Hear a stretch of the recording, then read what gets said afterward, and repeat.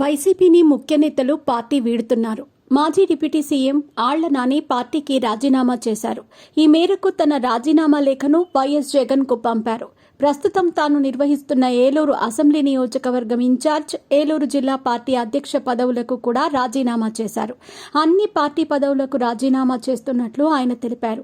వ్యక్తిగత కారణాలతో భవిష్యత్తులో ప్రత్యక్ష రాజకీయాలకు దూరంగా ఉండాలనుకున్నట్టు ఆయన ప్రకటించారు. వైసీపీకి బిగ్ షాక్ తగిలింది. మాజీ డిప్యూటీ సీఎం ఏలూరు వైసీపీ నేత ఆళ్ల నాని వైసీపీకి రాజీనామా చేశారు.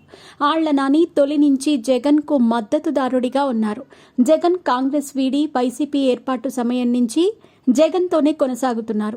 2004, 2009లో ఏలూరు నుంచి వరుసగా 2 సార్లు ఎమ్మెల్యేగా గెలిచిన ఆళ్ల నాని తిరిగి 2019 ఎన్నికల్లో విజయం సాధించారు.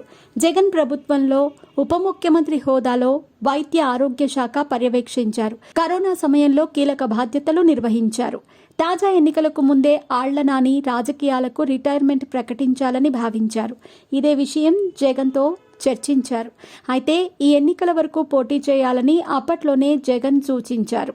దీంతో తాజా ఎన్నికల్లో ఏలూరు నుంచి పోటీ చేసిన ఆళ్ల నాని టీడీపీ అభ్యర్థి బడేటి రాధాకృష్ణయ్య 62,388 ఓట్ల మెజారిటీతో గెలుపొందారు. ఎన్నికల్లో పార్టీ ఓటమి తర్వాత ఆళ్ల నాని పూర్తిగా రాజకీయాలకు దూరంగా ఉంటున్నారు. ఇప్పుడు పార్టీ పదవులతో పాటుగా పార్టీకి రాజీనామా చేస్తూ జగన్కు లేఖ రాశారు. ప్రత్యక్ష రాజకీయాలకు దూరంగా ఉంటున్నట్టు లేఖలో స్పష్టం చేశారు.